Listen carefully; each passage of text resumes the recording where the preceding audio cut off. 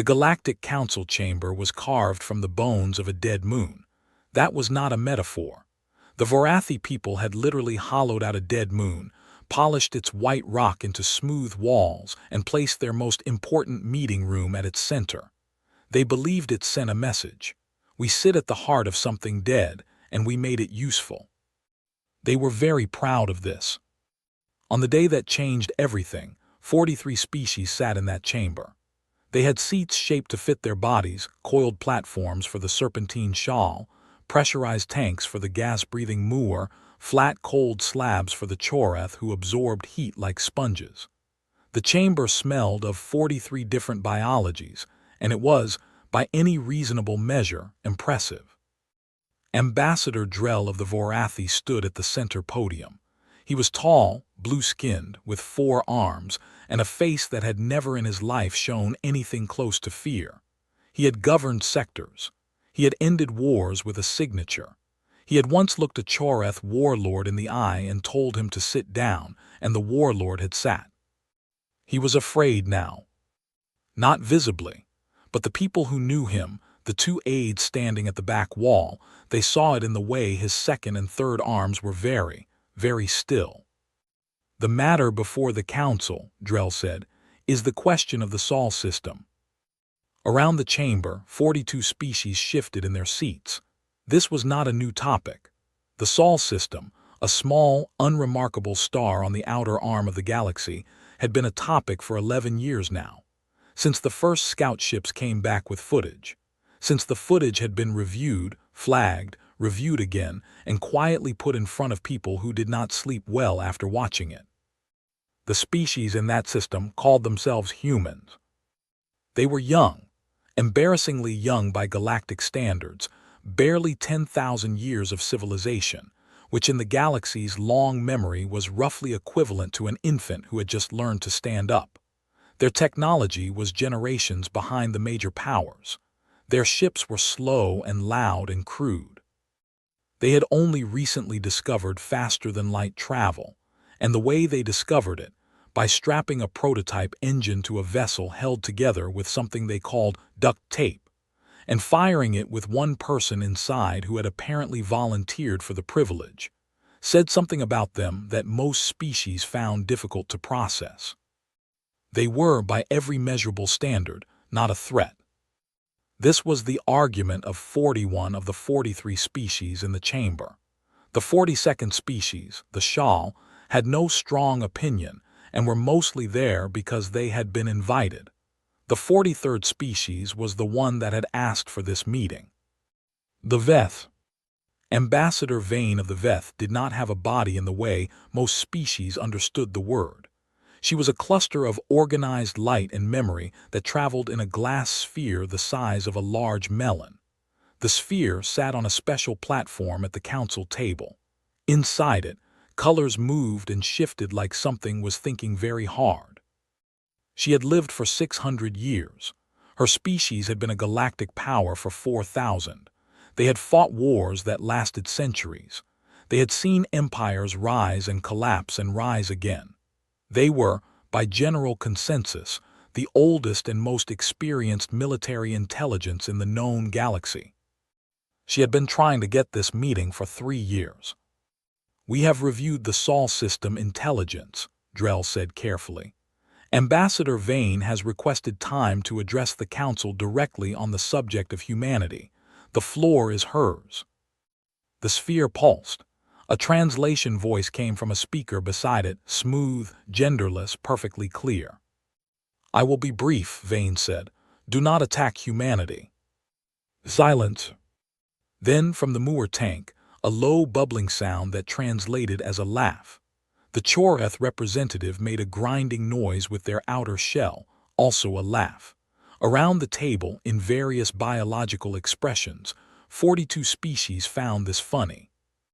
"Humanity," said High Commander Vreth of the Choreth, "does not have a single warship that could threaten one of our patrol frigates. Their fastest vessel travels at 0.3 light speed. Their weapons cannot breach standard military shielding. They have been to 3 star systems. 3. We have standing fleets in 400. You are asking us to fear a species that still uses chemical rockets for ground-to-orbit transport. I am not asking you to fear them, Vane said. I am asking you to leave them alone. On what basis? The sphere shifted colors, something that looked almost like patience. We have been watching humanity for 60 years, Vane said. Not because they are powerful, because of what they are. We have watched how they respond to pressure. We have watched what happens when they are cornered. We have reviewed their history, all of it, from their earliest written records to the present day. I have spent 60 years trying to find a species in this galaxy that has survived what humanity has survived and come out the other side still standing. I have not found one. Vreth made the grinding noise again. Sentiment. Vane said. Humanity has been visited by 3 extinction-level events in their recorded history. A plague that killed 1/3 of their population in 4 years. An ice age that collapsed their first civilization entirely. A volcanic event that reduced their entire species to an estimated 10,000 individuals. 10,000. We have scout ships with larger crew manifests. By every model we have for species survival probability, humanity should not exist. They do. They rebuilt. Each time, they rebuilt faster than the time before. The chamber was a little quieter now. Their history is not a history of peace, Vane continued. It is a history of war. They have been at war with each other continuously for as long as they have had records. They have fought over land, water, religion, ideology, and once, memorably, over a bucket. They have developed and deployed weapons against their own kind that they themselves classified as too dangerous to use again. Their nuclear arsenal at its peak could have ended their biosphere 14 times over. They kept building. They did not stop. They have not used those weapons, said the Shal representative mildly. No, Vane said, they have not, and that is the most frightening thing about them. They built the capacity for complete self-annihilation and then chose not to use it. That requires a kind of restraint that is not weakness. It is control. A species that knows exactly how much force it could apply and chooses to apply less, that species knows what it is doing. Drell, who had been quiet, spoke carefully. You are suggesting that if we attack them. I am suggesting that you will not win, Vane said. Not in the long term. You may win early battles. They will lose ships. They will lose people. They will be pushed back. And then they will adapt. Every piece of data we have on human conflict shows the same pattern. Early losses, adaptation, and then something that our models do not have a clean word for.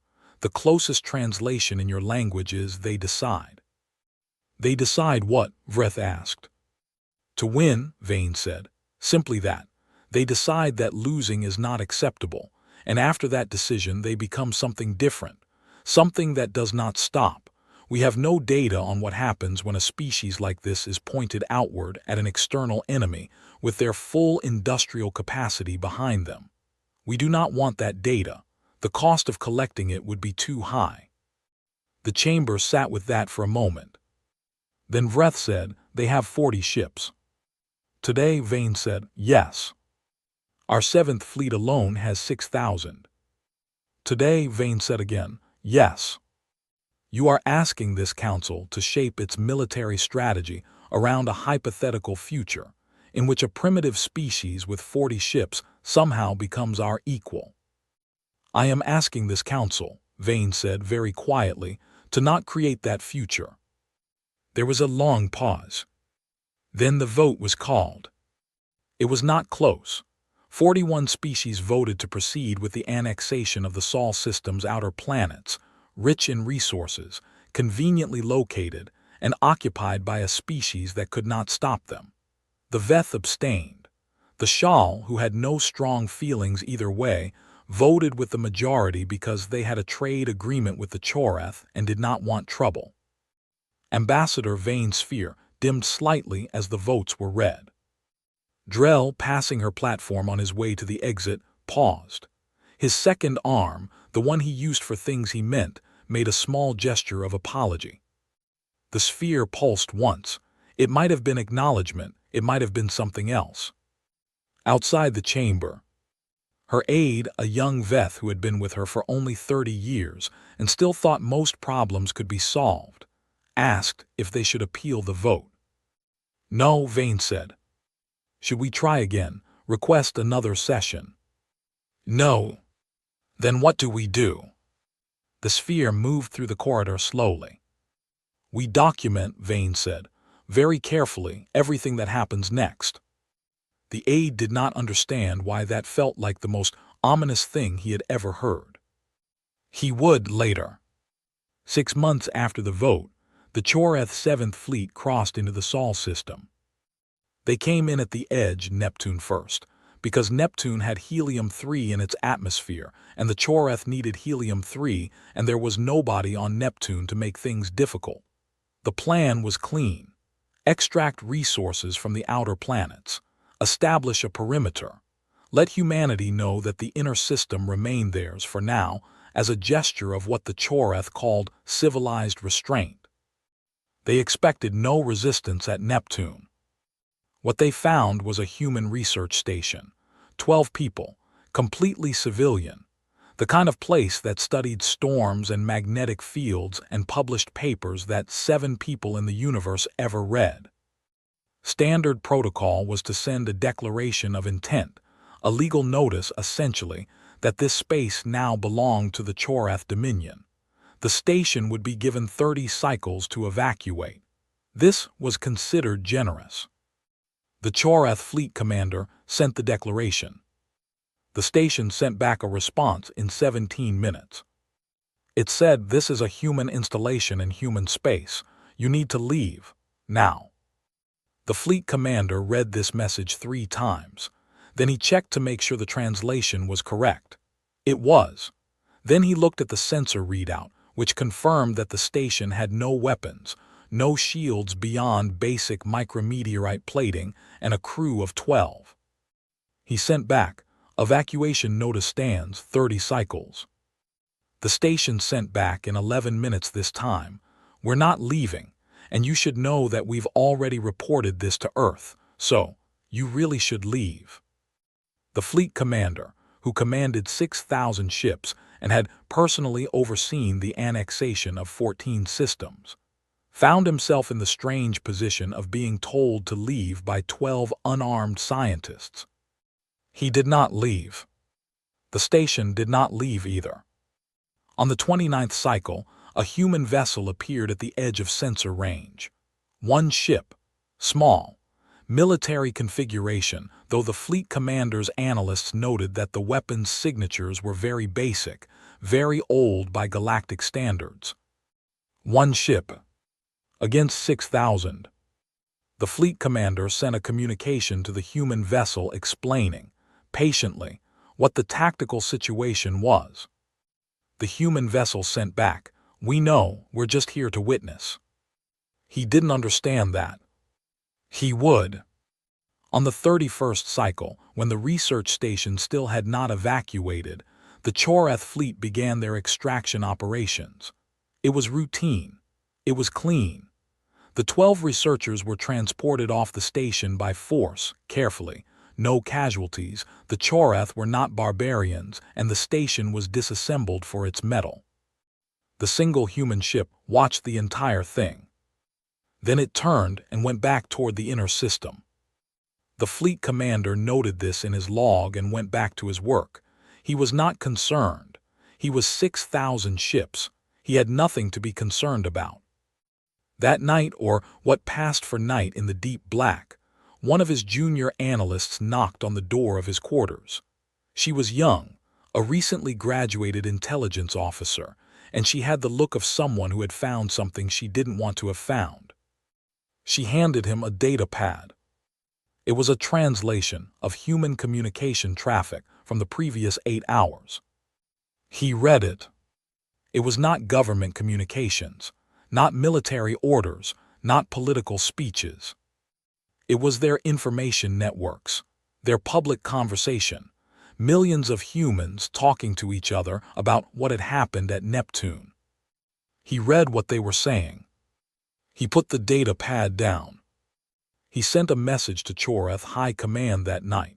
It was flagged as non-urgent because he did not want to seem like someone who panicked, but he sent it.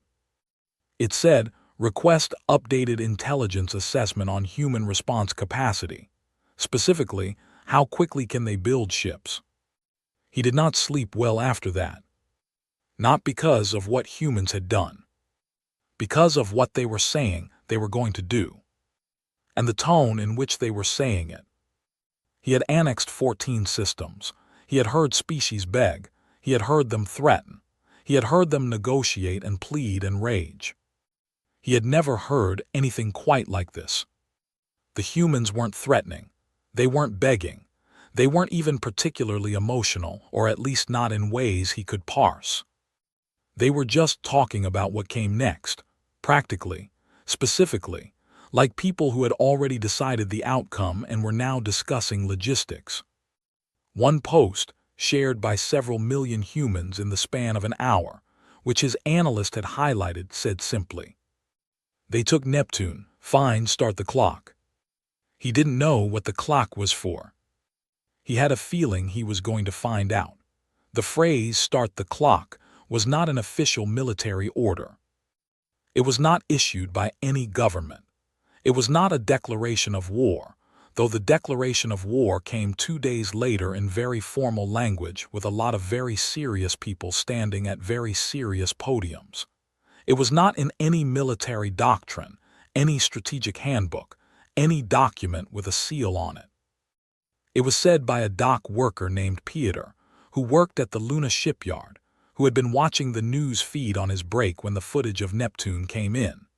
He had watched the Choreth ships surround the research station.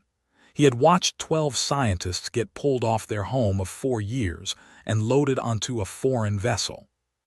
He had watched the station, which humans had built piece by piece, hauled up from Earth's gravity well at enormous cost, bolted together in vacuum by people in suits, get taken apart like it was nothing.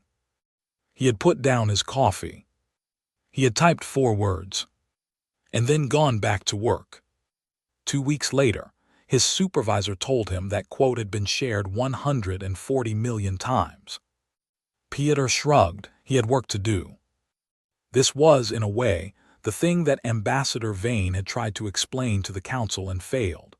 It was not a thing that translated well into political language. Humans did not centralize their determination. It was not issued from the top. It came from dock workers on lunch breaks, from engineers pulling double shifts, from teenagers arguing in comment sections, from grandmothers who had never cared about space until the day something took part of it. It was a species-wide decision that no single human made. And once it was made, it was very difficult to unmake. The Earth Defense Council met in Geneva.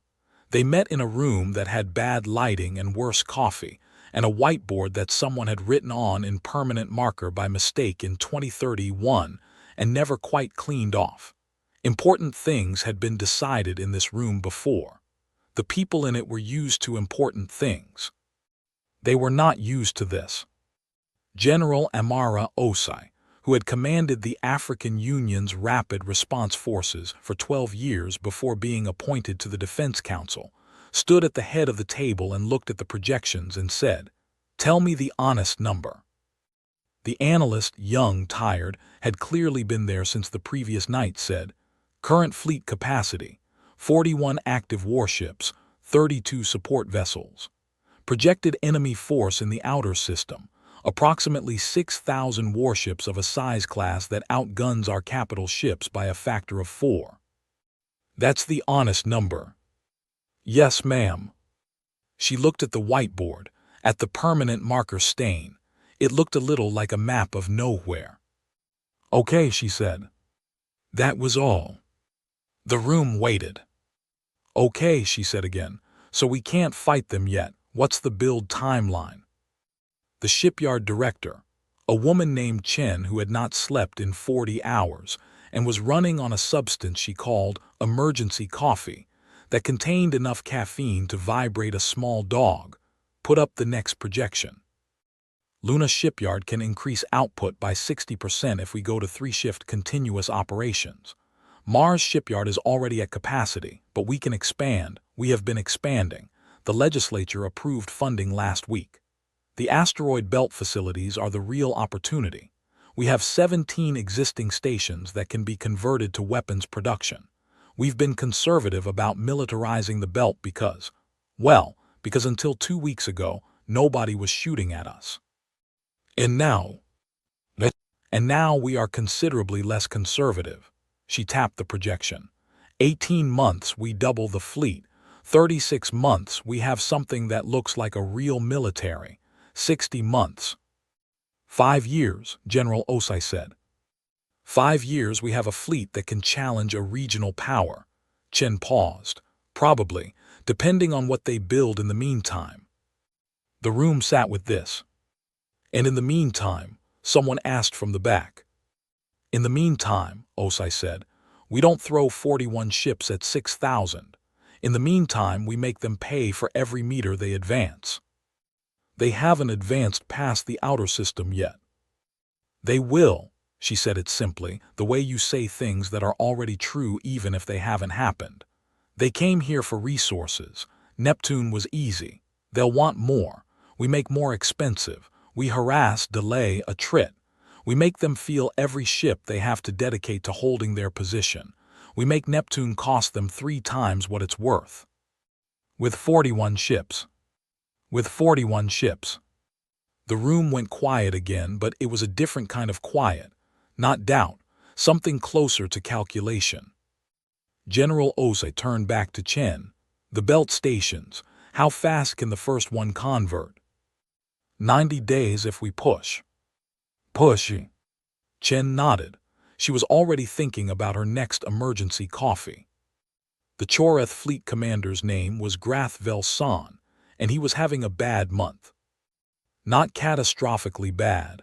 The Neptune operation was complete. Extraction was proceeding. The helium-3 numbers were good. High Command was pleased. On paper, everything was fine. In practice, he had started sleeping with the fleet-wide alert system on a dedicated screen on his bedside table, which was not a thing he had ever done in 14 years of command. The human harassment campaign had started 8 days after the Neptune incident. It was not dramatic. That was the thing. He had been expecting drama, a speech, a formal declaration, a bold suicidal charge by their tiny fleet. Humans were supposed to be emotional. Everything he had been briefed on said they made decisions based on emotion and had to be managed accordingly. What he got instead was a destroyed relay station. It happened quietly, in the deep dark between Neptune and Uranus. 3 human ships, small, fast, what they apparently called destroyers, hit the relay station from 3 angles simultaneously, pulled out before his response ships could get weapons lock, and were gone before he had finished reading the incident report. The station was not critical infrastructure. It cost him 2 days of reconfiguration time. That was not the point. The point was that they were telling him they could reach his support network. They were telling him they knew where it was and could hit it and leave. They were telling him, in the language of small, careful actions rather than words, that they were not paralyzed by the math of 6,000 versus 41. He sent a report to High Command. High Command told him to increase patrol density and continue extraction. He increased patrol density. 12 days later, a Choreth patrol frigate simply disappeared. No distress signal, no explosion detected, no wreckage. It was there and then it wasn't. The search operation found nothing. This bothered him more than the relay station. The relay station said, "We can hit your infrastructure." The missing frigate said, "We can hit your fleet and you won't know how or when." He sent another report. High Command told him to increase patrol density further and continue extraction. He was beginning to feel that High Command did not fully understand what kind of enemy this was. The answer to his question about how fast humans could build ships came back from intelligence 2 weeks later. He read it 3 times. He called his senior analyst. "This projection," he said, pointing to the line that showed human fleet capacity at 60 months. Is this accurate? The analyst said, within a margin of 15%, yes. At 60 months, they have a fleet of how many? Approximately 800 capital ships and 4,000 support vessels. He looked at that number for a long time. And our current force in this sector? 6,300. And at 60 months, their projected shipbuilding rate exceeds ours, the analyst said quietly, if they maintain this production pace, which they appear to be doing. He thought about the dock worker, the quote, the 140 million shares. Start the clock. He understood the clock now. They weren't counting down to something they feared. They were counting up to something they were building. He sent a third report to High Command. This one he flagged as urgent. He was very specific. He did not use emotional language. He laid out the production data, the harassment pattern, the missing frigate, the relay station, the tone of human public communications. He recommended that the council be briefed on the long-term projection. He recommended that the terms of the Sol system annexation be reconsidered before humanity's fleet capacity made reconsidering it more difficult. High Command responded in 6 hours. The response told him that his concerns had been noted, that he was perhaps too focused on a minor border annexation and losing strategic perspective, that the Sol system was a primitive backwater with a precontact species whose current military capabilities were negligible, that he should continue extraction and not let the harassment campaign of a desperate minor species distort his assessment. He read this response. He saved a copy. He had a feeling he was going to want it later. On Earth, in a converted factory on the outskirts of Sao Paulo, 18 engineers were working on a problem. The problem was this: Choreth ships used a shielding system that human weapons couldn't currently penetrate. The shields operated on a frequency that absorbed energy blasts before they could do structural damage. This was why the 41 human warships had not simply charged the 6,000 Choreth ships. This was why the strategy was harassment and delay rather than open battle. This was the wall. The 18 engineers had been awake for 60 hours. The room smelled of cold food and whiteboard markers, and something one of them called the specific scent of a problem that's almost solved. At 3 in the morning, a woman named Dr. Fatima Haydari walked to the whiteboard and drew a curve. "We're thinking about this wrong," she said. The room looked at her. "We keep trying to punch through the shield on its own frequency. That's what it's designed to resist. We're fighting it on its terms." She tapped the curve. "What if we don't punch through? What if we make the shield fight itself?" "The shield fights itself how?" She started writing equations. Her handwriting was terrible and fast and certain. "The shield absorbs energy. That's its mechanism. It takes in what we throw at it and distributes the load across the field matrix. But there's a limit to how much it can absorb before the distribution system lags." She wrote a number. "This is the saturation point. Above this threshold, the distribution system can't process fast enough, and the field starts to stack energy rather than distribute it. And a stacked field amplifies rather than absorbs the next hit," she said. "You saturate it, and then you hit it again immediately, and it doubles the energy back through its own matrix." The room was quiet. "You need very precise timing," someone said. "Yes."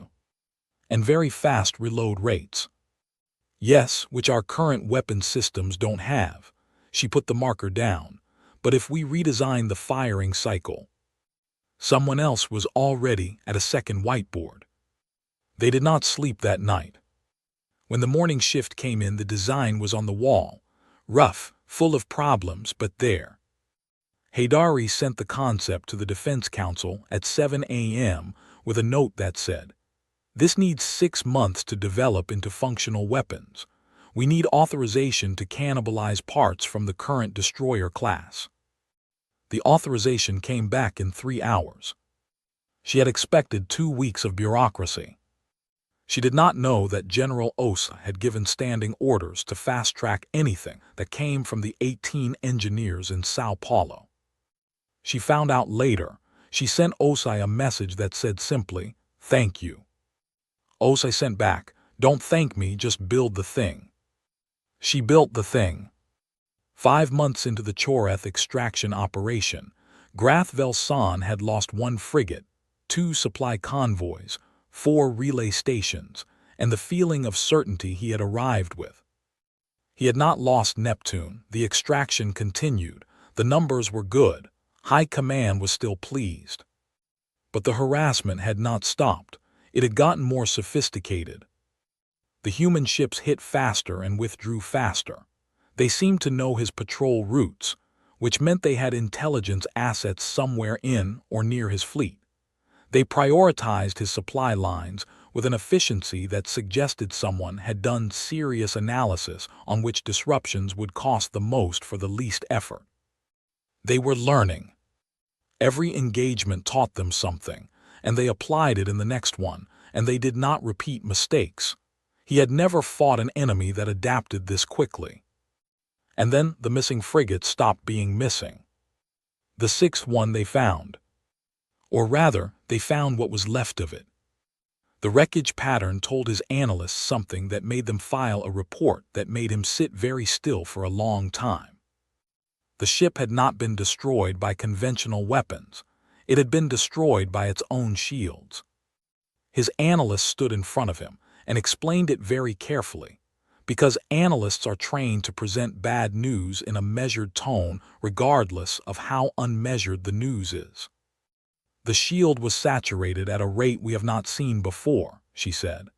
"The timing of the second strike was precise to within microseconds. The shield attempted to absorb the second impact, encountered the stacked field from the first, and the resulting energy release was amplified back through the matrix," he said. She looked at him. "I know what a stacked field is," he said. "I did not know humanity had developed a weapon to create one. As of 6 months ago, they hadn't. The wreckage analysis indicates this is a new modification, recent." He thought about the 18 engineers he didn't know about. In the Sao Paulo factory, he hadn't been watching. He thought about the intelligence report that said humanity's industrial capacity was doubling, and the production pace was accelerating, and the shipbuilding numbers were climbing and climbing. He thought about the clock. He sent a 4th report to High Command. It was longer than the others. It included the wreckage analysis. It included the shield saturation data. It included the updated production projections. He flagged it urgent, immediate review required. He got back a response that told him to increase patrol density. He put the response down on his desk and looked at it for a long time. He thought about Ambassador Vane in her glass sphere, dimming slightly as the votes were read. He thought about what she had said. "I am asking this council to not create that future." He was beginning to understand what she had meant. He was also beginning to understand that it was too late to not create it. The future was already here. It had just started building ships, 2 years after Neptune. The Choreth Dominion held the outer planets. They had moved inward carefully, incrementally, the way you move a hand towards something that has bitten you before, and now occupied a loose perimeter around the asteroid belt. They had not crossed it, not because of orders, not because High Command told them to wait. Because of what happened the last time they tried. 8 months ago, a Choreth task force of 90 ships had attempted to push through the belt to establish a resource position on one of the larger asteroids. The human fleet at that time numbered 206 warships. By the math, the Choreth should have gone through them like they weren't there. The Choreth task force had gone through the asteroid belt like a hand through a hornet nest. The human ships did not fight like any fleet Grath Velsan had ever encountered in 14 years of command. They did not form battle lines. They did not hold positions. They moved through the asteroids like they had grown up in them, which, in a sense, the crews had, because humanity had been mining and living in the belt for 30 years before anyone pointed a weapon at them. The belt was home. The belt was known. The Chorath ships were enormous and powerful and completely blind to the small, fast shapes that used the asteroids for cover, hitting shields from angles. The fleet's targeting systems had not been programmed to anticipate. The task force withdrew. 40 ships lost. Not 40 ships damaged, lost. 40 ships that went into the belt and didn't come out. The task force commander filed his report. High Command reviewed it. High Command did not order another push through the belt. High Command did not discuss this decision openly. Grath Vel San, who had been watching from the outer perimeter, noted that there was a word for what happened when a military stops doing something because of an enemy action, without explicitly acknowledging that the enemy caused the change. The word was deterred.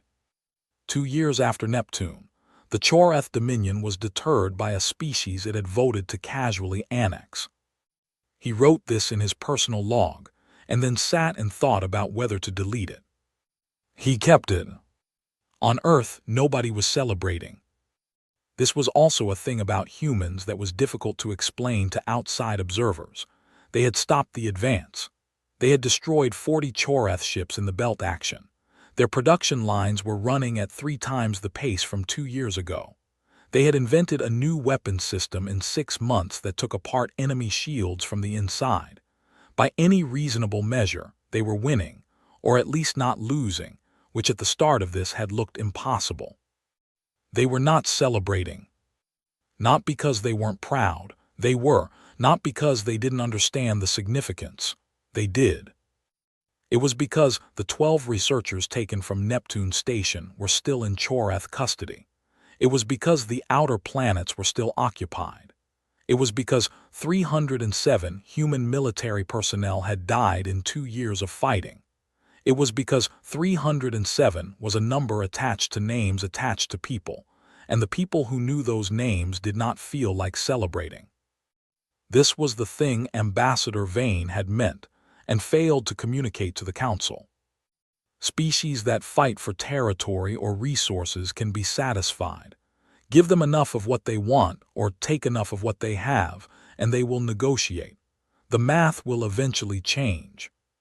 Species that fight because something was taken, not something abstract, but something specific, 12 people with names and 4 years of work and a station they built, are different. You cannot satisfy them with territory. You cannot negotiate them out of what they've already decided. The 12 researchers had names. Humanity knew the names. Every single one was public knowledge, repeated in news feeds and memorial posts and conversations in break rooms and kitchens, and the spaces between sleep and waking where people lie in the dark and think about things they can't let go of. The Chorath had not killed them. They were in a detention facility, technically unharmed, in a situation that the Chorath considered a fairly standard administrative outcome of annexation. Humanity did not consider it that. Humanity had a word for it.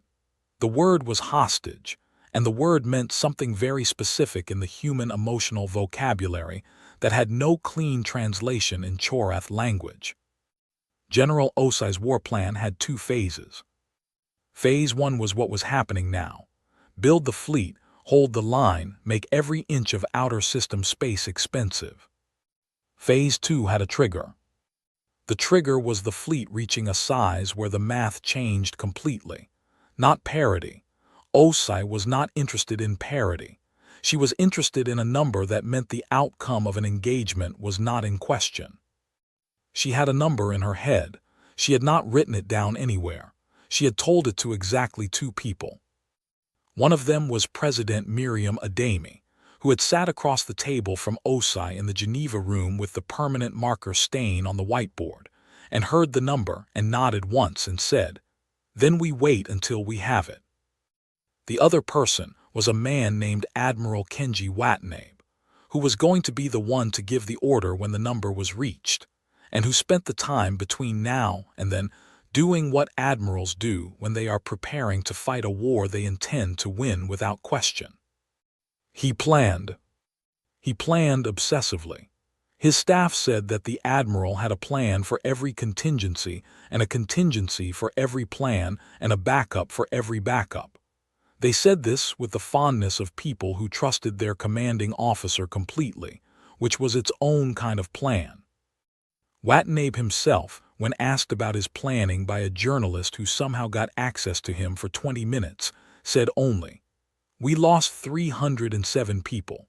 When this is over, I want the number that justifies it to be as large as possible." The journalist asked what he meant. He said, "I want to win big enough that those 307 names mean something permanent." The journalist didn't fully understand this. Most of the galaxy wouldn't have. Humans understood it immediately. The Galactic Council met again 18 months after the Neptune incident. This meeting was not about humanity. It was about a trade dispute between the Shal and a species called the Marath over transit rights through a particular shipping lane.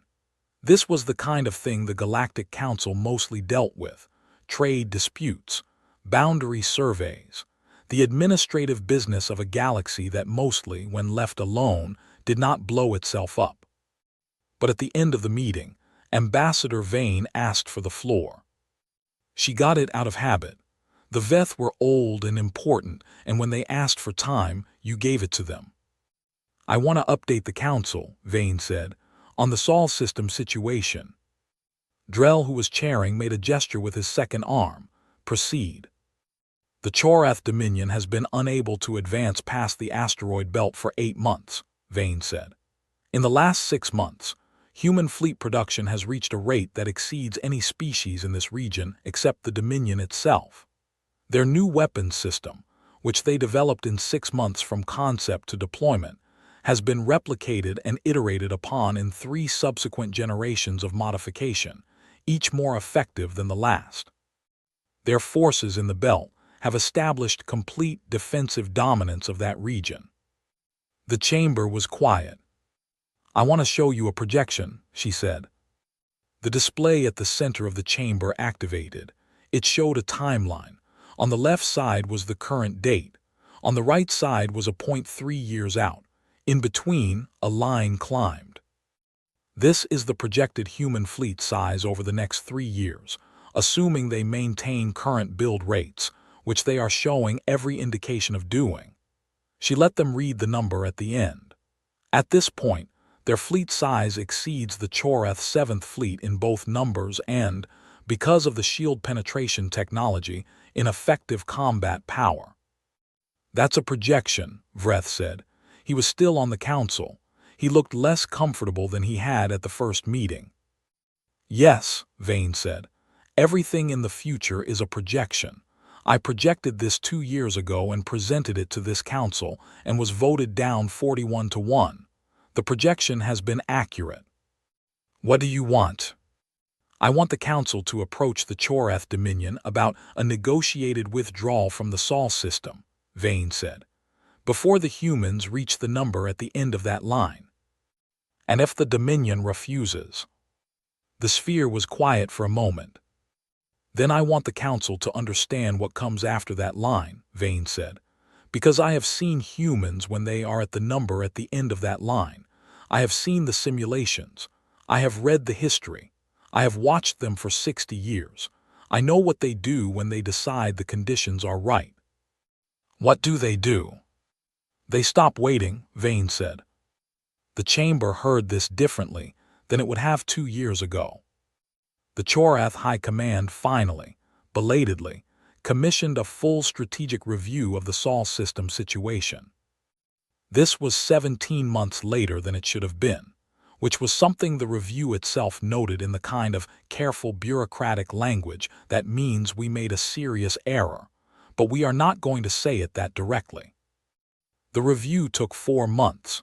It was comprehensive.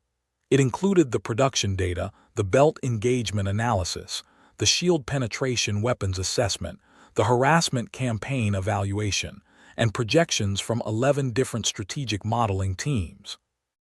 The review was presented to the High Commander of the Chorath Dominion, a being named Vrail who had held that position for 20 years and was used to problems being solved in a briefing room on the Dominion's capital station. He read the executive summary. He read the projections. He asked his chief of staff, how long until they reach the number? 14 months, possibly 12 if they accelerate production in the next quarter. And our assessment of the engagement outcome at that point. The chief of staff had the expression of someone delivering news that is technically accurate but deeply unwanted. At the number, their combined fleet with their current weapons technology against the 7th Fleet at current strength. Honest assessment. We lose. Vrail sat with this. We lose the engagement, or we lose the engagement, we lose the fleet, and without the 7th Fleet we cannot hold the outer system perimeter. The outer system falls. After that, the math continues to move against us because we cannot replace ships at the rate they are building them. Vrail said nothing for a long time. What about reinforcing from other sectors? We've modeled it. Pulling forces from other sectors weakens our position across 8 other systems and potentially invites opportunistic action from the Moore Collective, who have been watching this situation with interest. And even reinforced, the long-term production differential means we eventually lose anyway. Yes. Vrail thought about the vote, the chamber 41-1. He thought about Ambassador Vane's sphere going dim. Options, he said. His chief of staff laid them out. There were 3. 1. Reinforce aggressively now, before humanity reached the number, and attempt to end the conflict quickly with overwhelming force. Risk. Forcing a rapid escalation against an enemy that had shown it adapts under pressure. 2. Open negotiations for withdrawal. Return the outer planets. Return the 12 researchers, accept terms. 3. Continue current posture and hope the projections were wrong. Vrail looked at each option for a long time. What's the probability that the projections are wrong? He asked. They have been accurate to within 8% for 2 years. He thought about Grath Vel San's 4 reports, flagged urgent, answered with instructions to increase patrol density.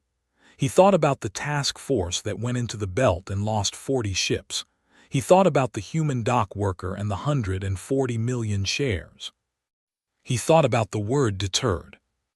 Send a communication to the Veth ambassador, he said. His chief of staff straightened slightly. On what subject? Tell her I'd like to discuss a negotiated settlement to the Sol system situation. He paused. Tell her it's confidential.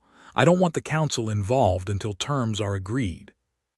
And if the humans won't negotiate? Vrail had a feeling about this. It was not a good feeling. They'll negotiate, he said, but they won't accept the same terms they would have 2 years ago. What terms will they accept? He thought about 307 names. He thought about 12 researchers in a detention facility. He thought about the tone of human communication that Grath Vel San had reported back in the first month. Practical, specific, like people who had already decided the outcome and were discussing logistics. I don't know, he said, but I think we should find out before they decide to tell us instead of ask us. The communication went out to Ambassador Vane that evening. She received it in her quarters on the council station, where she had been drafting her weekly report, which had been, for the past 2 years, mostly a record of things unfolding exactly as she had said they would. She read the communication. The sphere pulsed with something that might have been satisfaction, or might have been grief, or might have been both at once, because she was old enough to know that being right about terrible things is not the same as winning. She sent the communication to a human diplomatic contact she had been cultivating for 18 months. The contact's name was Ambassador Yasmin Akafer, and she was very good at her job, and she had been waiting for exactly this moment. She read the message. She forwarded it to Geneva. She typed one line of context. They blinked. And then she began drafting a response that was going to be very polite on the surface and absolutely immovable underneath. Because that was what this moment required, and she was very good at knowing what moments required. The humans had not yet reached the number. They were going to negotiate anyway. But they were going to negotiate like people who knew exactly what the number was and exactly how many months away it was. Which meant they were not going to give anything they didn't have to. The Choreth were about to learn something that Ambassador Vane could have told them 2 years ago. Negotiating with humans after they've decided to fight is very different from negotiating with them before. The price goes up. Every day it goes up. And the humans know it goes up. And they are very patient about waiting for the right price. The negotiations lasted 3 months. They took place on a neutral station owned by the Veth, a small, ancient platform that floated in the space between 2 star systems and was used, historically, for exactly this kind of thing. The Veth had built it 500 years ago with the specific understanding that eventually, in any conflict, someone would need a room where both sides could sit down without either side having home advantage. Ambassador Yasmin Akafar arrived with a team of 9 people and 4 cases of personal effects, which seemed, to the Choreth delegation, like a modest preparation for a major negotiation. The Choreth delegation had 47 members, 3 legal teams, 2 strategic advisors, a specialist in economic treaty architecture, and enough equipment to establish a small office. Akafar looked at all of this and said nothing. She set up her team in 3 rooms. She had a good sleep. She ate breakfast. Then she walked into the main negotiating chamber and put one piece of paper on the table. The Choreth lead negotiator, a very experienced diplomat named Shrenvel Moore, who had conducted 11 major treaties, looked at the piece of paper. "This is your opening position," he said. "Yes," Akafar said. The paper had 4 items on it. Item 1. Complete Choreth withdrawal from all Sol system bodies, including Neptune, within 60 days. Item 2. Return of all 12 Neptune Station researchers, unharmed within 30 days. Item 3. Reparations payment to the human government in an amount specified in an attached document. Item 4. Formal Choreth acknowledgement in a public document filed with the Galactic Council that the annexation of the Sol system outer planets was conducted in violation of galactic territorial norms. Shrenvel Moore read the 4 items. He read them again. "The 4th item," he said, very carefully, "a public acknowledgement of wrongdoing filed with the Council." "Yes," Akafar said. "That is not something the Dominion can." "I understand that it's difficult," Akafar said. "We're not starting with it because it's easy. We're starting with it because it's what we need." Ambassador, in the history of the Galactic Council, no major power has ever filed a formal acknowledgement of wrongdoing in a military action against a species of. He stopped himself. "A species of what?" Akafar asked pleasantly. Shrenvel Moore had been a diplomat for 30 years. He recovered. "A species at our level of conflict. We're not asking you to file it because it's common. We're asking you to file it because it's accurate." He spent the first week trying to remove Item 4. He did not remove Item 4. By the end of the first week, both sides understood something about how this negotiation was going to go. Akafar was unfailingly polite, genuinely engaged with the procedural details, completely fair about logistics and timelines and the technical structure of the treaty. She gave ground on scheduling. She gave ground on the specific language of the reparations calculation. She gave ground on the order of operations for the withdrawal. She did not give ground on what the treaty meant. Item 4 stayed. The reparations number came down by 8% through legitimate accounting disagreements, and came back up by 6% when her team produced 3 documents Shren Moore had not known existed. The 60-day withdrawal timeline was negotiated to 62 days with a specific exception for equipment already in transit. The 12 researchers were the one item where HFY did not negotiate at all. On the second day, Shren Moore had suggested, as a procedural matter, that the return of the Neptune station personnel might be linked to progress on the reparations calculation, a standard piece of diplomatic leverage, not a threat, just an acknowledgement that complex negotiations involve complex linkages. HFY had listened to this very carefully. She had nodded. She had been quiet for a moment. Then she said, "If the 12 researchers are not returned within 30 days of signing, regardless of the status of anything else in this treaty, we reserve the right to void all terms and resume military operations at a time and scale of our choosing." Shren Moore had heard negotiators say things like that before. The key question was always, do they mean it? He looked at HFY. He looked at the 9 people behind her. They were all very calm. They were the calmness of people who have done their math and like their numbers. He withdrew the linkage suggestion and did not raise it again. The 12 researchers were not negotiating leverage. They were the reason. He had known this intellectually. He understood it more directly now. On the 47th day of negotiations, Shren Moore did something unusual. He asked HFY if he could speak to her privately, not as negotiators, just as 2 people in a room. She considered this for a moment, then she said yes. They sat in a small side room, no aids, no recording equipment. Shren Moore was old enough to be what his species considered wise, which meant he had made enough mistakes to know how they worked. "I want to understand something," he said. HFY waited. The 4th item, the public acknowledgement. Politically, it costs us enormously. It weakens our position with the Moore Collective. It gives every species with a grievance against the Dominion a piece of paper to wave. I understand why you want it.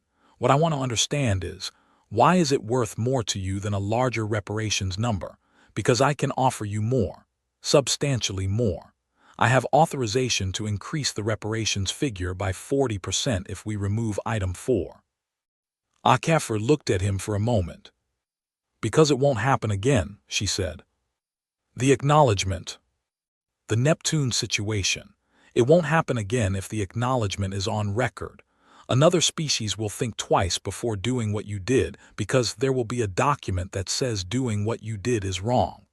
The reparations money matters. The acknowledgement matters more." She paused. "It matters for 100 years from now, when we're both long gone and whatever we built here is still standing." Shren Moore thought about this. "You're building precedent," he said. "We're very young," HFY said. "We're 10,000 years old in a galaxy that's 4 billion years old. We know we're young. We know we're going to make mistakes and other species are going to try to take advantage of us and we're not always going to be ready." She was quiet for a moment. "What we can do is make sure the framework around us is as fair as possible, so that when we're not ready, there's still a rule that says what happened to us was wrong. That's worth more than 40%. Shren Moore was quiet for a long time. "You're going to be very difficult to deal with," he said, "as a species." "I know," she said. "I'm sorry about that." She did not sound entirely sorry. The treaty was signed on day 91. All 4 items remained. The signing ceremony was brief. The Choreth delegation signed without ceremony. HFY signed with a pen she had brought from Earth, an old-fashioned physical pen, the kind that used ink, the kind that humans had been using to sign important things for centuries. Shren Moore noticed the pen. "Symbolic?" he asked. "Everything important should be signed with a real pen," HFY said. "I don't make the rules." She absolutely made that rule. It was hers. The 12 researchers were transported back to human space on day 28 of the post-signing period, 2 days ahead of the deadline. The first one off the transport, a geologist named Dr. James Obi, who had been on the Neptune station for 4 years, stepped onto the arrival platform in Geneva and looked around at the cameras and the people and the completely overwhelming fact of being home, and then he sat down on the floor because his legs decided they were done. A woman from the diplomatic corps crouched next to him. She offered him a bottle of water. He took it. He said, "Is the station gone?" She said yes. He nodded. He drank the water. He didn't say anything else for a while. The footage of him sitting on the floor was shared 2 billion times. It was not dramatic footage. He was just a man sitting on a floor drinking water. He didn't make a speech. He didn't cry, or at least not where the cameras could see. He just sat there, existing, which is what people do when they have been very far away from themselves and then come back. The comments under the footage were the kind that humans write when they feel something that doesn't fit in words, so they try anyway. Pieter, the dock worker, who had not known his 4 words, would still be circling the internet 3 years later, watched the footage on his break. He put down his coffee. He didn't type anything. He went back to work. The clock was over. Except it wasn't, because the Choreth had signed a treaty, and the Choreth had withdrawn from the outer planets, and the 12 researchers were home, and humanity had won. On paper, this was the end. But the shipyards were still running. Not at the wartime pace. Not anymore. The 3-shift continuous operations had scaled back to 2, but they were running. The asteroid belt facilities had not been decommissioned. The engineers in Sao Paulo had not been reassigned. Admiral Watanabe had not retired, though he had taken 2 weeks off to visit his parents, which his staff agreed was long overdue. General Oss had put it in the simplest possible terms in a memo that was technically classified, but had a way of being discussed in the kind of conversations that happen in hallways and kitchens. The memo said, "We won this because we were ready. We were ready because we built the capacity. We do not dismantle the capacity because one species signed a treaty." The galaxy was very large. There were other species out there who had seen what happened to the Choreth and were drawing conclusions. Some of those conclusions were, "Do not attack humanity." Some of them were, "If we're going to attack humanity, we need to be faster than the Choreth and hit before they can build up." Oss knew both conclusions were being drawn. This was not pessimism. This was what you knew when you had spent 12 years understanding how species behaved under pressure. You build enough that the first conclusion is more popular than the second. You keep building until the second one stops being considered at all.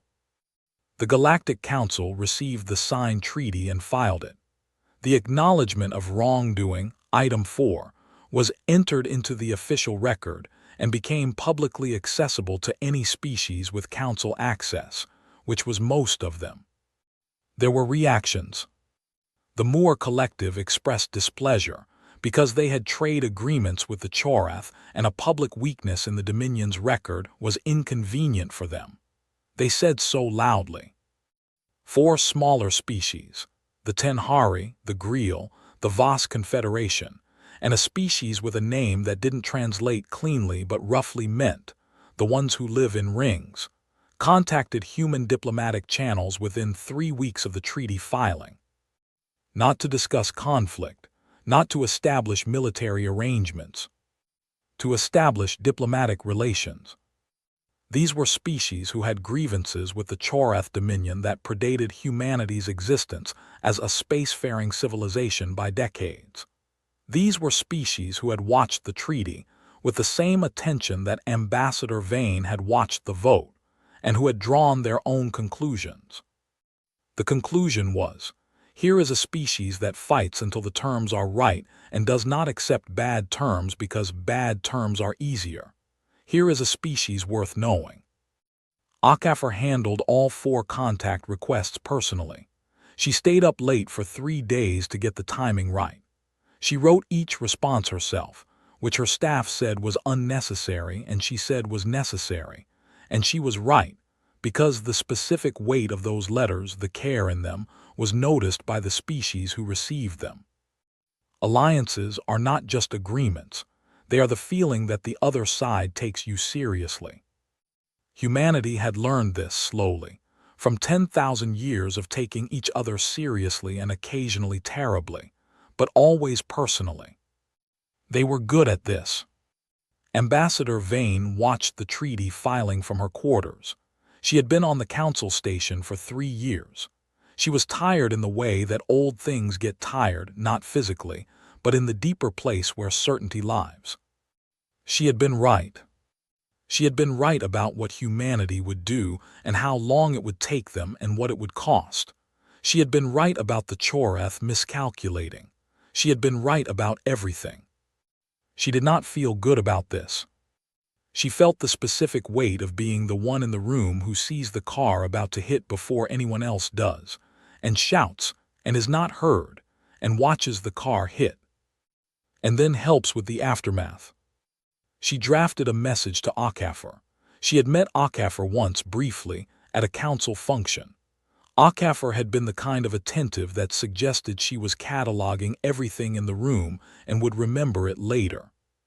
The message said, "Well done, I hope the precedent holds." Okafor replied within the hour. The reply said, "Thank you for the warning you gave 2 years ago. We know you gave it. It mattered even when it wasn't heard." Vane read this several times. The sphere shifted colors slowly, like something thinking about something it wasn't sure how to feel. It mattered even when it wasn't heard.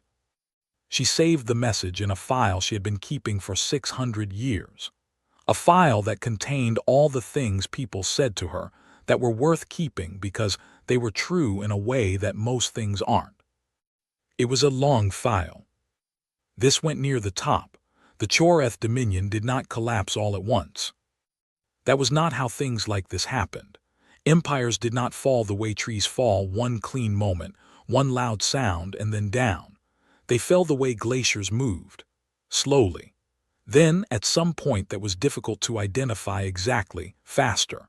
Then all at once, and you looked back and realized the faster part had been going on much longer than anyone admitted. The Dominion's problems had started before Neptune. They had been there in the way that certain things are there before anyone looks, the stress fractures in a material that looks solid until the moment it doesn't. The Dominion was built on a simple principle: control resources, control power. They held mining rights in 63 systems. They maintained tributary relationships with 11 smaller species. They had agreements with the Moor Collective that made both sides stronger than either would be alone. It was a functional system. It had worked for 400 years. The problem with functional systems is they require all the parts to function. The Sol system campaign had cost the Dominion more than ships. That was recoverable. What was not recoverable was the document filed with the Galactic Council, the acknowledgement. 12 species read that document with specific interest, not because they cared about humanity. They had barely registered humanity's existence until now. They cared about the document because it established something. It said, the Dominion made a mistake and was compelled to acknowledge it. It said, the Dominion, when faced with an opponent willing and able to press the matter, will eventually yield. This was new information. And new information changes the math of relationships. The Tenhari had paid tribute to the Dominion for 60 years. The specific tribute arrangement had always been presented as a trade agreement, with the very careful language of mutually beneficial arrangements and shared strategic interests. But everyone who signed it knew what it was. The Tenhari paid. The Dominion did not raid Tenhari shipping lanes. This was a very old arrangement. 60 years of paying. After the treaty filing, the Tenhari Council met in emergency session. The session lasted 6 hours. After it, the Tenhari sent a message to the Choreth Dominion. It said that the existing trade arrangement had been reviewed by the Tenhari Council and was found to be inconsistent with the new standards of territorial norms as established in the official Galactic Council record. The Tenhari were therefore providing formal notice of termination of the arrangement, effective in 90 days, and wished the Dominion well in all future endeavors. It was, possibly, the most polite declaration of independence in the history of the galaxy. The Dominion sent back a message that was not polite. The Tenhari sent back a message that said, essentially, and we have also established diplomatic relations with humanity, and we thought you should know that. The Dominion considered its options. It considered them for 6 weeks. It did not act. Because the math had changed. Because 6 months earlier, when the Dominion held 6,000 ships in the Sol system with nothing credibly opposing them, action would have been simple. But now the Choreth 7th Fleet had returned from the Sol system diminished, and the acknowledgement document was on record, and 844 human warships were operational and present in a galaxy where they had not been present before, and the Tenhari had those diplomatic channels, and the Greel had them too, and the Moor Collective was watching everything very carefully and calculating whether the Dominion was still the strongest horse to be tied to. The Dominion did not act on the Tenhari declaration. This was, possibly, the second most consequential decision the Dominion ever made. The most consequential was the vote in the Dead Moon Chamber, but this one was close. Because the thing about not acting is that it tells the galaxy something. It tells the galaxy that the math has changed. And when the galaxy knows the math has changed, everybody's math changes. The Greel terminated their arrangement 6 weeks after the Tenhari. The Voss Confederation terminated theirs 3 months after that. The species who had no clean translation in any language, the ones who lived in rings, did not have a tribute arrangement to terminate, but they issued a formal statement through the Galactic Council that contained the phrase sovereign territorial integrity 14 times, which was their way of making sure everyone understood where they stood. The Moor Collective did not terminate anything. They were more careful than that. They simply began, very quietly, to explore certain shipping arrangements with human commercial interests.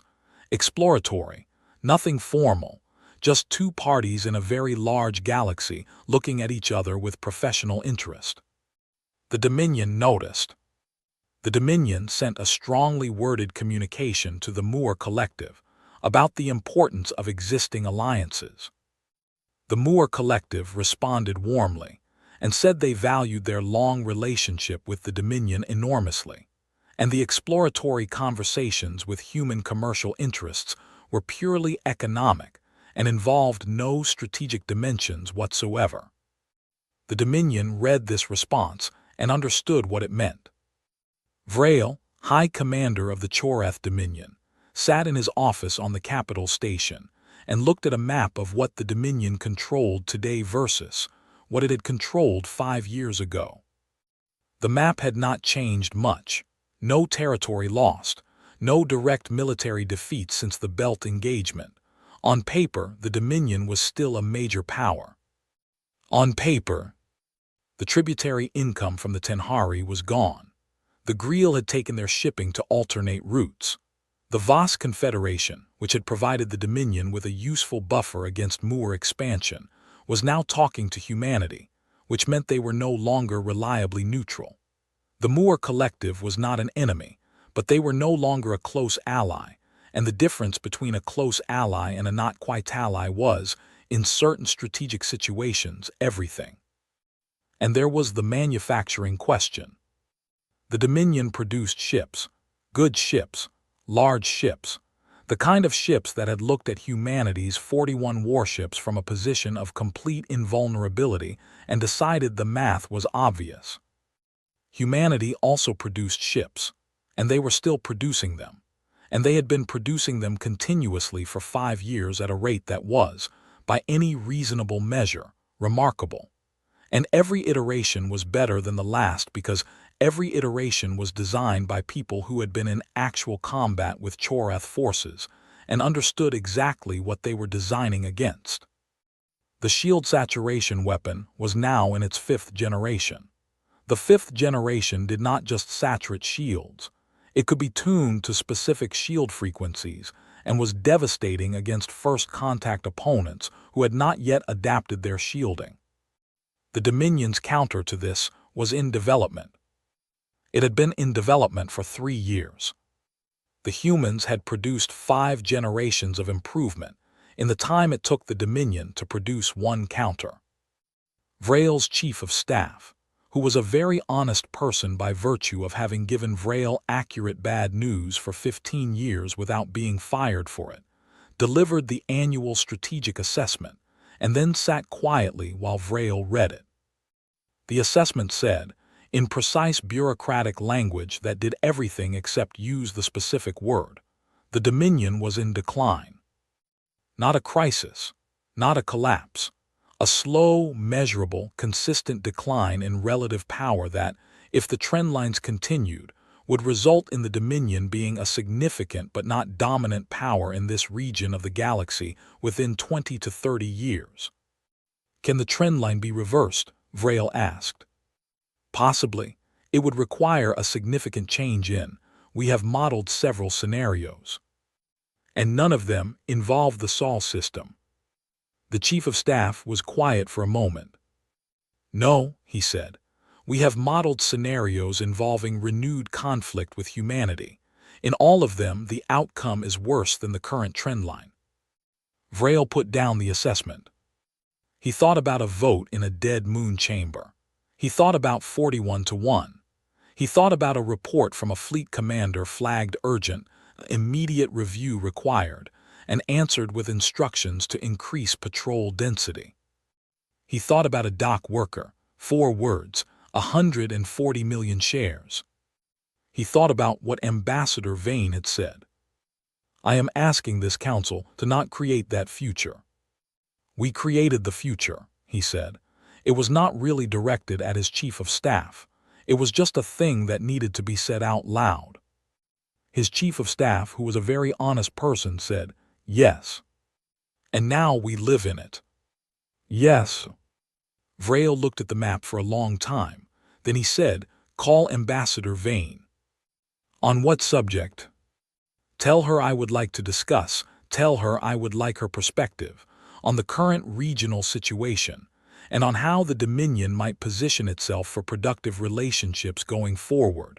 He paused, including with humanity. His chief of staff wrote this down. And tell her that I read the report she filed with the council 2 years before Neptune, her original assessment. What should I say about it? Tell her she was right. Tell her I read it at the time and I didn't listen and she was right. He was quiet. She'll know what it means. The communication went out. Vane received it 2 hours later. She read it twice. The sphere held a color that was hard to name, not quite grief, not quite satisfaction, something older than both. She replied, I'll meet with him. She added one line. He said she was right. She appreciates that he said it. It doesn't undo anything, but it is something. She sent the reply and sat in the quiet of her quarters on the council station and thought about 4,000 years of history and what patterns things followed when you were old enough to have seen the patterns more than once. Empires built on force had a shape. They rose on the assumption that force was permanent. They met something that didn't fold. And they came, eventually, to the meeting she was about to have with the High Commander of the Chorath Dominion, where the question was no longer how to win, but how to remain relevant. The Dominion was not destroyed. The Dominion was not finished. But it was diminished, measurably, permanently. Its empire had not become ashes in the literal sense. No cities burned, no capitals fell. It had become ashes in the way that power becomes ashes when the fear it depends on stops working. When a species that should have been afraid looked at the numbers and decided the numbers were a starting point. When 12 researchers in a detention facility had names that a whole species refused to stop saying. When a dock worker typed 4 words and 140 million people agreed. Power that depends on the other side believing they can't win, becomes ashes the day the other side stops believing that. The Dominion had bet on humanity, believing they couldn't win.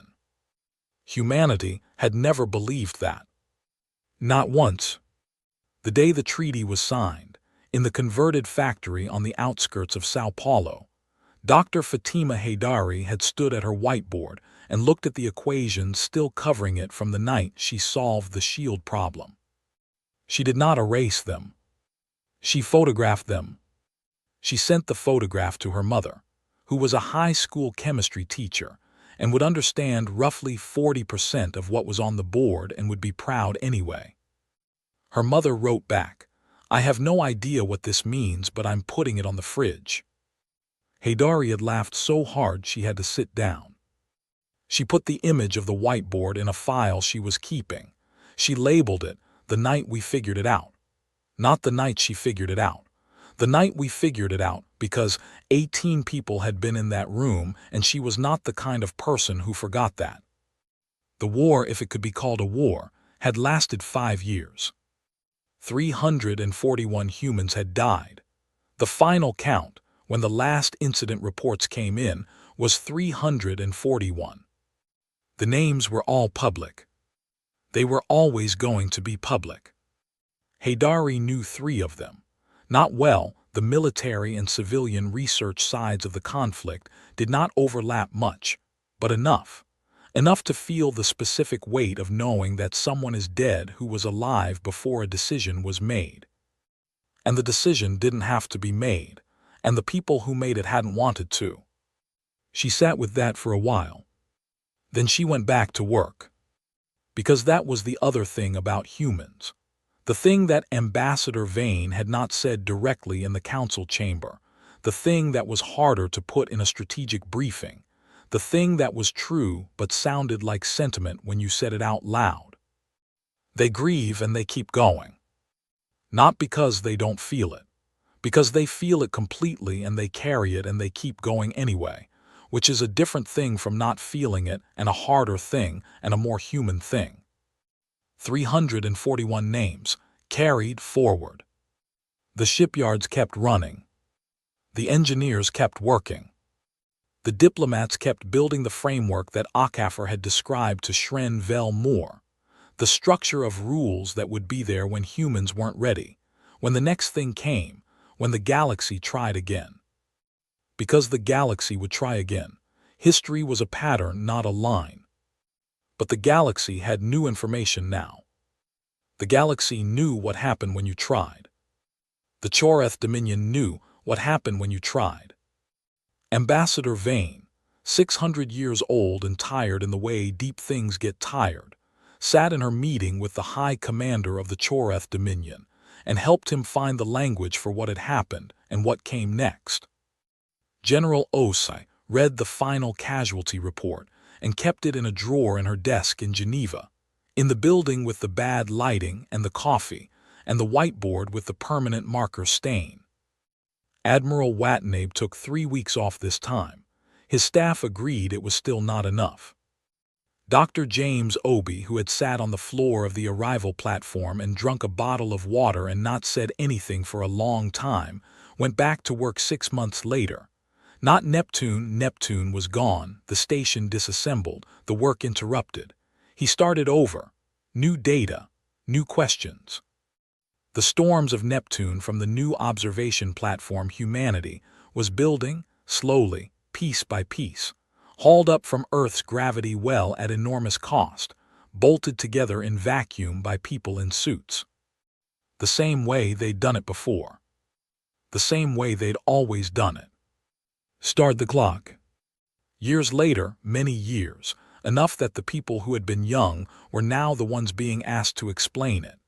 A historian named Orally Mbeki was writing a comprehensive account of the Sol system conflict. She interviewed every living participant she could find. She read every document. She watched every hour of footage. She spent 3 years trying to understand not just what happened, but why it happened the way it did. She interviewed Ambassador Vane near the end of her research. The Veth ambassador was older than she had been. Not visibly, the sphere looked the same, but there was something in the quality of her answers that felt like someone who had thought about these things very carefully for a very long time. Orally asked her, "Is there a single thing, one decision, one moment that you think changed the outcome?" Vane was quiet. "There are two," she said. "What's the first?" "The Choreth vote to proceed with annexation. Everything that followed came from that." "And the second?" "The dock worker," Vane said. Aurelie had the dock worker in her notes. She had tried to find Peter for an interview. He had declined. He had said, through a message that someone on his behalf had sent to her, that he hadn't done anything except type 4 words and he didn't see what there was to interview about. "Why the dock worker?" Aurelie asked. "Because of what he represented," Vane said. "The Choreth made their decision in a chamber designed to impress 43 species, legal process, strategic analysis, and their decision was wrong. The dock worker made his decision on his lunch break, and it was right. Not the tactic, 4 words is not a military strategy, but the decision behind it, the immediate, instinctive, species-wide understanding that this was not acceptable and they were going to deal with it." The sphere shifted. "That is what I could not explain to the Council. You cannot model that.